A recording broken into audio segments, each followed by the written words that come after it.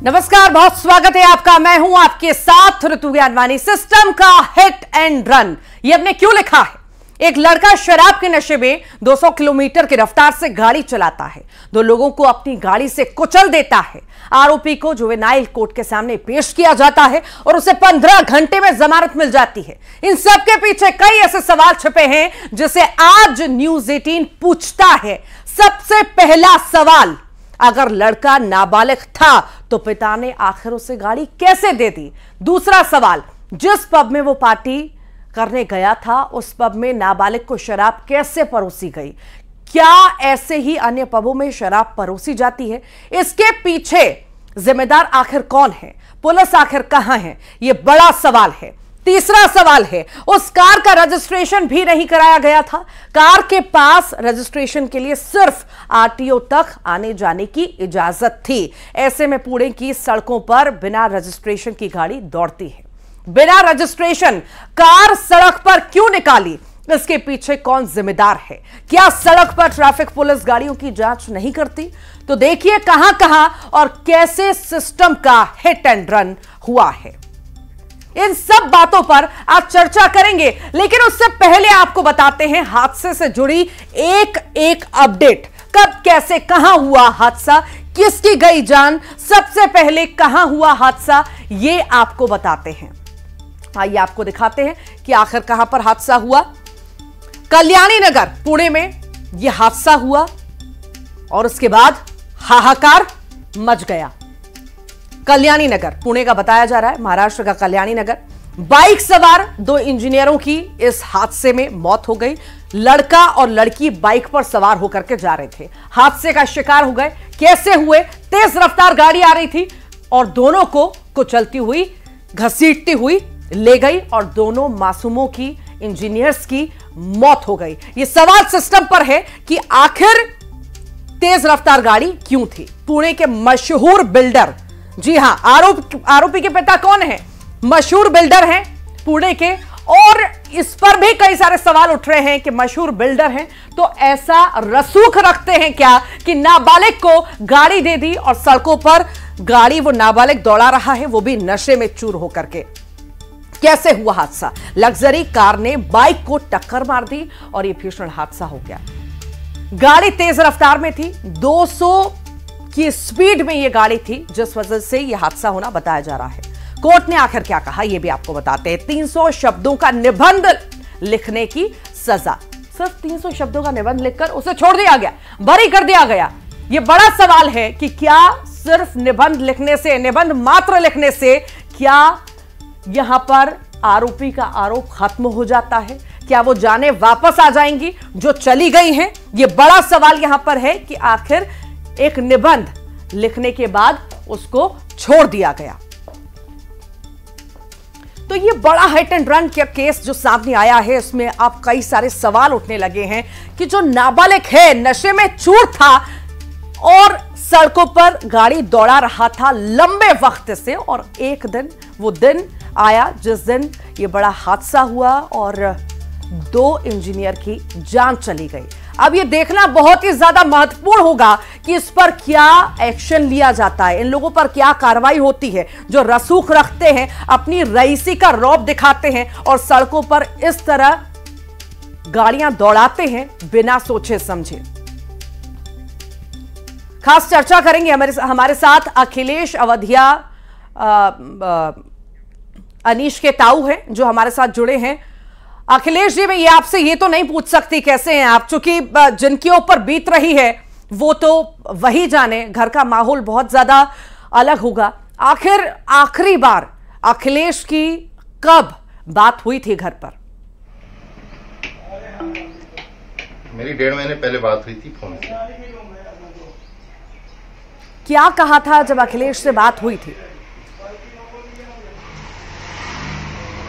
जैसे नॉर्मल बात होती है, हालचाल लिया मैंने। उसने अपना हालचाल अच्छा बताया कि मेरी कंपनी दुबई मेरे को भेज रही है उस काम के लिए। पहली बार मैं जा रहा हूँ बाहर, मल्टीनेशनल कंपनी में सॉफ्टवेयर इंजीनियर था और फिर वो दुबई भी गया था। फिर चल रहा था कि वो मल्टीनेशनल कंपनी में उसको शिफ्ट करने की कोशिश कर रही और वो जाना भी चाह रहा था। और लंदन में एडमिशन अगली उसके लिए पढ़ाई के लिए मार्केटिंग के लिए करना चाह रहा था, और इस दरमियान ये हादसा हो गया। अखिलेश, कई सारे सपने संजोया हुआ था, परिवार को भी कई सारी उम्मीदें थी, और जैसा कि आप जिक्र कर रहे हैं कि दुबई जाने वाला था, वहां पर से ऑफर था, सेटल होने वाला था, सारे सपने चूर चूर हो गए। आखिर जो मांग, कार्रवाई की मांग परिवार कर रहा है, किस तरह से देख रहा है, क्या क्या मांगे आपकी सरकार से? हमको तो न्याय चाहिए। जिस प्रकार से सिस्टम काम किया पूरा, तो ये समझ में नहीं आता कि सिस्टम है भी कि नहीं है। एक नाबालिग जिसको कह रहे हैं नाबालिग, वास्तव में नाबालिग नहीं था। उसको सिर्फ उम्र से नाबालिग नहीं होता है, उसके कृत्य नाबालिग के कतई नहीं थे। उसके पिता और माँ बाप जो उसको संस्कार जिस प्रकार से दिए, पैसे वाले रईस की पार्टी होने के कारण, वो तो आज अनीस था और वो लड़की थी। इसमें तो कोई भी हो सकता था। वो तो हादसा तय था कि जब दारू पी के निकला और 250 की स्पीड से 220 की स्पीड से गाड़ी चला रहा है, तो किसी न किसी को मारेगा जी। ये मारेगा या खुद मरेगा, ये तो तय है। इसमें कोई वो ना नुकुर की बात ही नहीं थी। अब ये था कि चांस इनका था, ये सामने पड़े और इनकी मौत हो गई। और ये पूरा सिस्टम फेल्योर है, पुलिस का, प्रशासन का, कि कैसे पब रात को खुले रहते हैं, कैसे किशोरों को दो पब में जाके दारू पीता है। ट्रैफिक पुलिस के नियम कहाँ जाते हैं जब ये इस प्रकार से लोग गाड़ी इतनी तेज स्पीड से चलाते हैं सड़कों पर, वो भी बिल्कुल शहर के वो कोर्ट से इलाके में। तो कुछ कहते नहीं बन रहा है कि क्या कहें क्या नहीं। जब ये पूरा घटनाक्रम हुआ, उसके बाद पुलिस आरोपी को लेकर के थाने पहुंची और उसके बाद कुछ ही घंटों में उसे छोड़ दिया गया, सिर्फ एक निबंध लिखवा करके। आखिर इसे आप किस तरह से देखते हैं?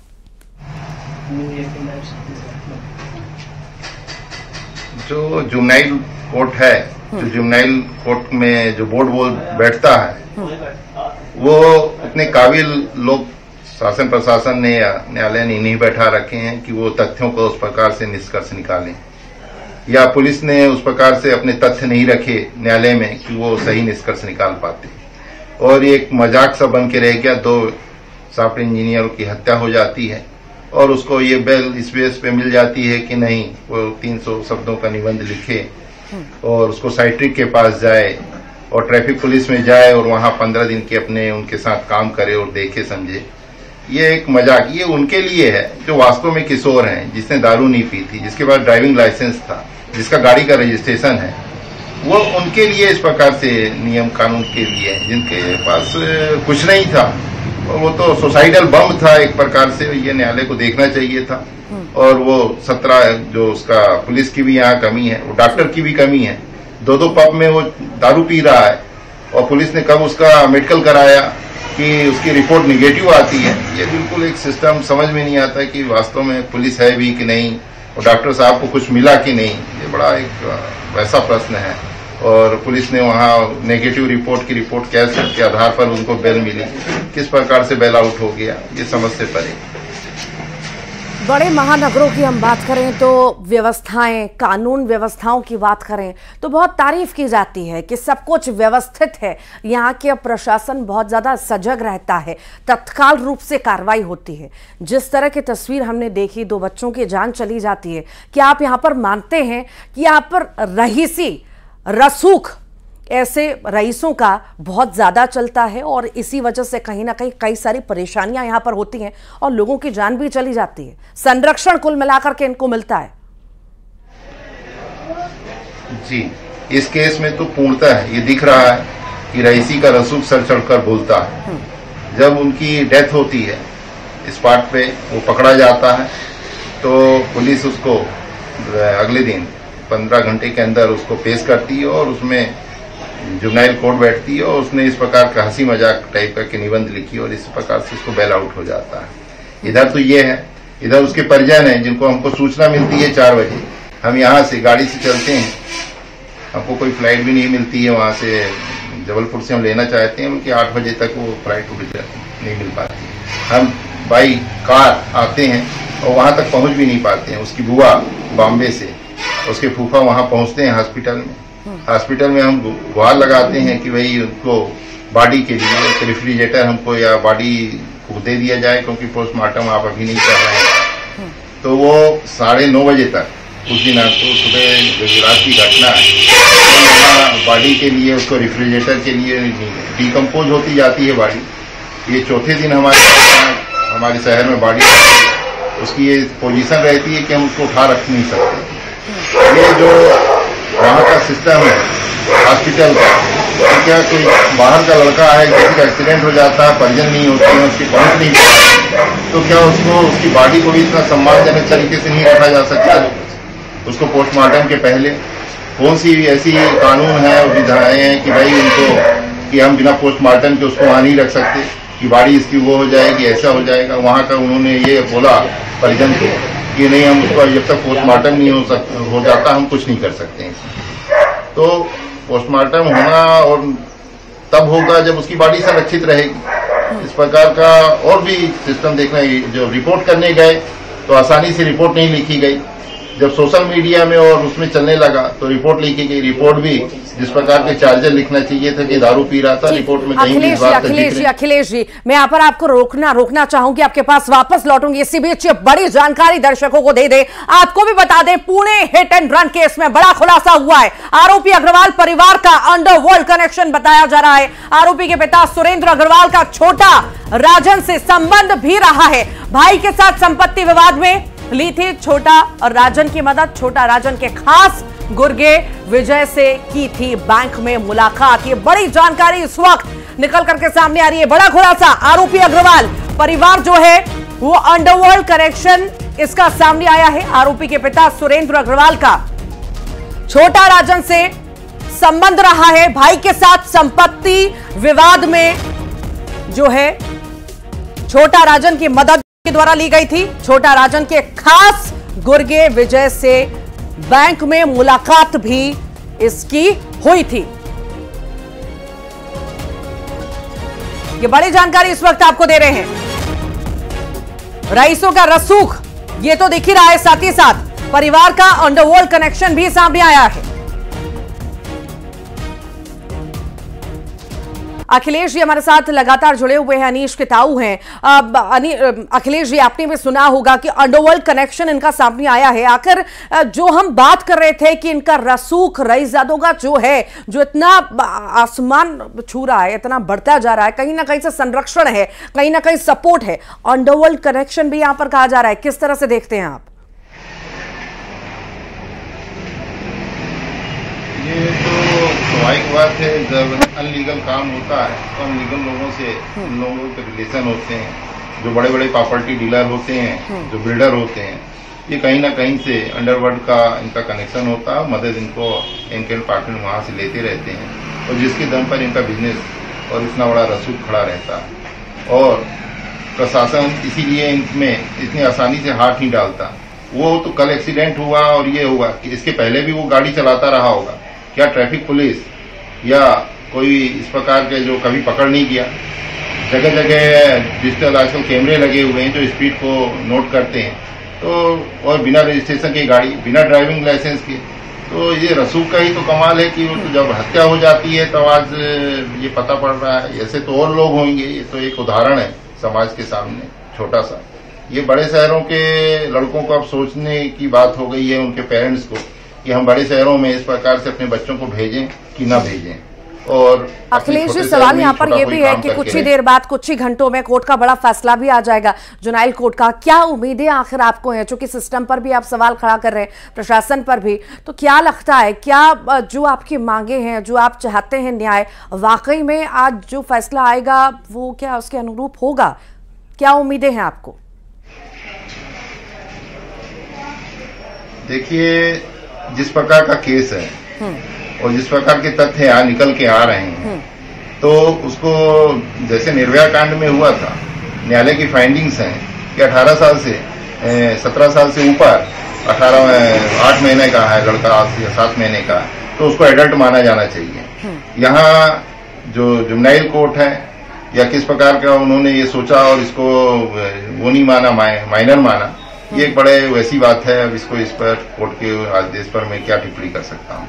बल्कि जो हम लोग रोज देखते हैं कि भाई जिस प्रकार से सुप्रीम कोर्ट के आदेश होते हैं, उसकी फाइंडिंग आती है, उनके आधारों पर निर्णय होना चाहिए। यहाँ 17 साल 8 महीने था तो उसको मानना चाहिए था।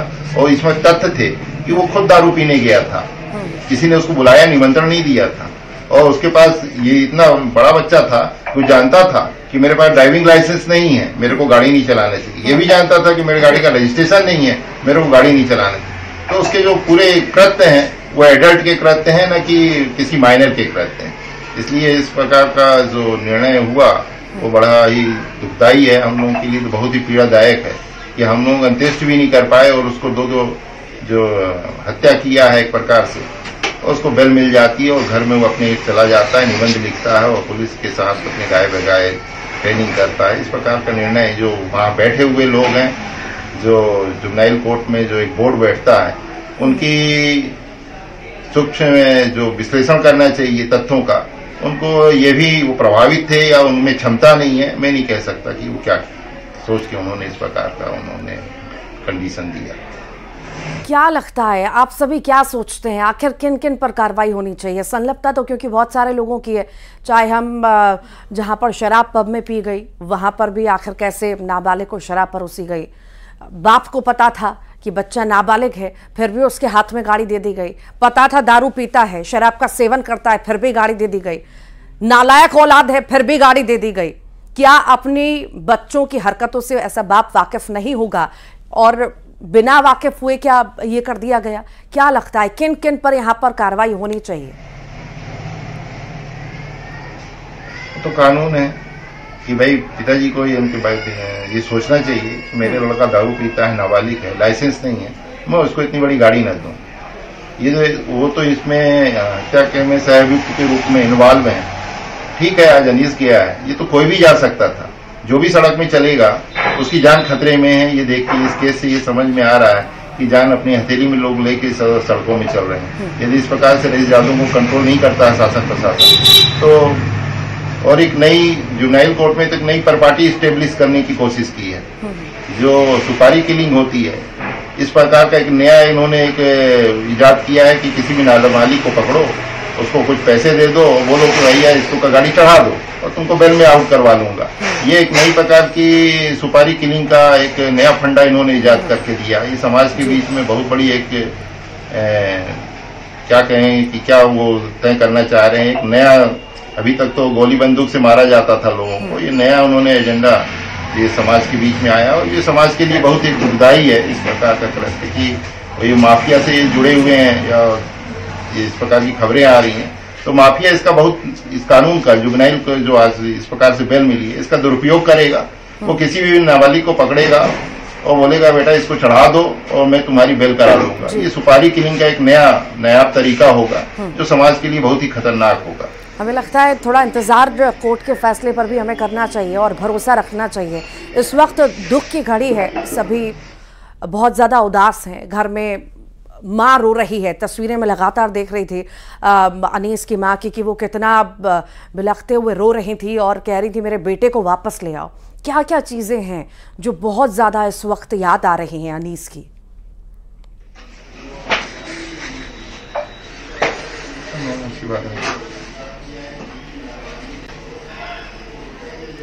अखिलेश जी, बहुत सारी चीज़ें होंगी जिससे जुड़ाव घर वालों का अनीस से रहा होगा। बहुत सारी चीज़ें हैं जो इस वक्त याद आ रही होंगी अनीस से जुड़ी। ऐसी कौन कौन सी चीज़ें हैं बहुत ज़्यादा याद आ रही हैं आपको, परिवार को? जी देखिए, अनीस परिवार का तो था ही, और वो इस टाउन, हम बहुत छोटा टाउन है, बिल्कुल पाली में रहता था, उसका पास यहाँ से। इसके बाद वो पढ़ाई करने के लिए पूना चला गया, वहीं पर उसने पढ़ाई की इंजीनियरिंग की और वहीं जॉब कर रहा था 2 साल से। उसका जो जहाँ वो खड़ा हो जाता था वहाँ ही उसके दोस्तों को, ऐसा नहीं था कि कोई दोस्ती की जरूरत पड़ती थी, जहाँ वो खड़ा हो जाए वहीं उसके दोस्त बन जाते थे। उसका व्यवहार इतना उम्दा था, इतना वो था कि अब कुछ कह नहीं सकते।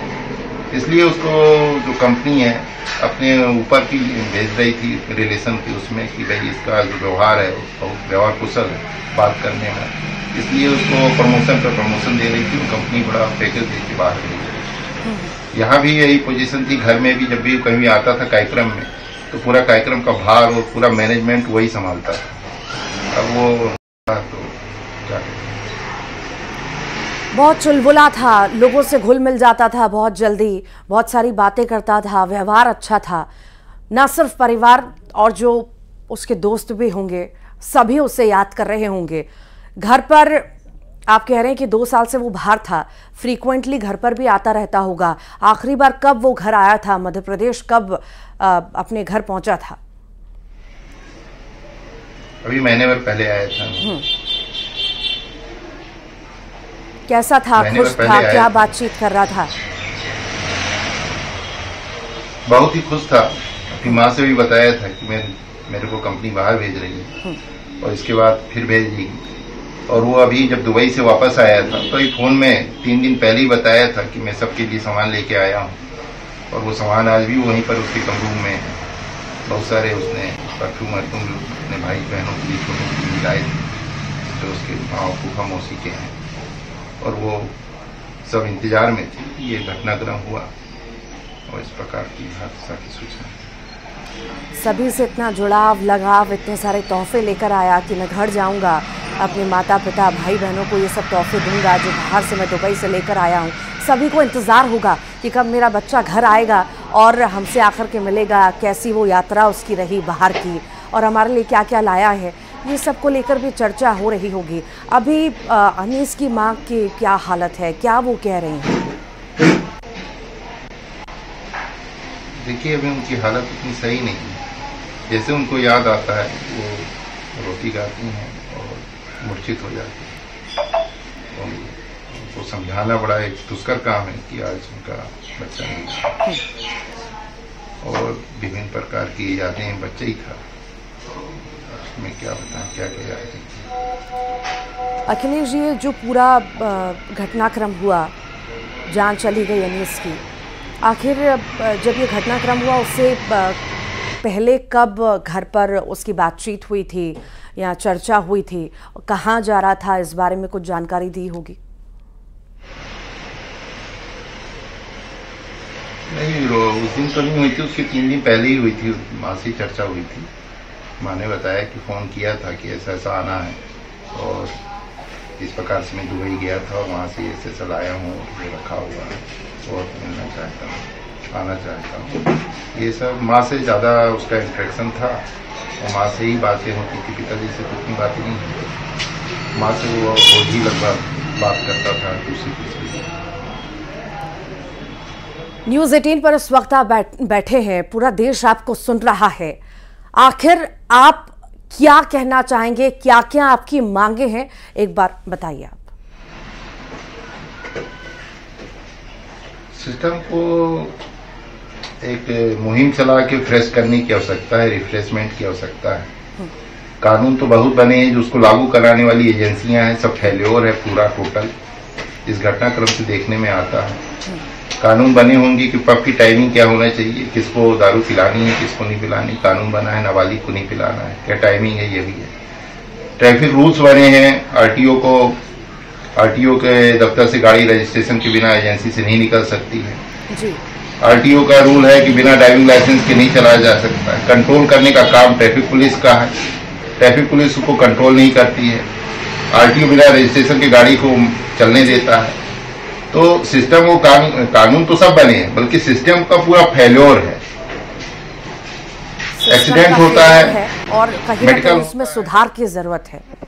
बहुत बड़ी क्षति और ये दुख की घड़ी में न्यूज़ 18 भी आपके साथ है और भगवान से हम भी यही प्रार्थना करते हैं कि ये दुख की घड़ी में आपको ये सब कुछ सहन करने की भगवान शक्ति दे। आप सभी अपना ख्याल रखिएगा बहुत बहुत। फिलहाल बहुत शुक्रिया, आप हमारे साथ जुड़े और इसी के साथ ही फिलहाल के लिए इतना है।